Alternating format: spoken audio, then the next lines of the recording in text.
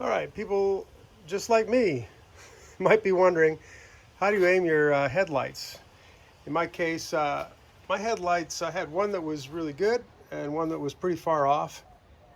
And it became even more important as I put a brighter white LED bulb in. And I wanted to make sure I had that right. I want to be a courteous driver and not be creaming people coming down the highway. And I had the hardest time finding information on where do you aim it. Now, there's a lot of videos out there on how to aim your headlights, distance away from a wall and the heights and distance and all that, and I won't cover that here. But what I just wanted to say is on an Expedition, this is an 2007, I think through 2016 maybe, but certainly for many years after 2007, have this type of headlight.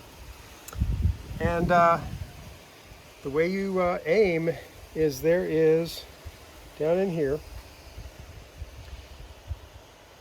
that actually doesn't look like a screw, but it actually is. It's actually a gear.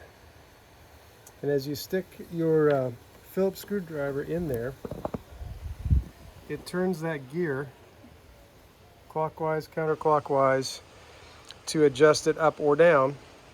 And it actually is a pretty fine adjustment. You might take quite a few revolutions to see the difference.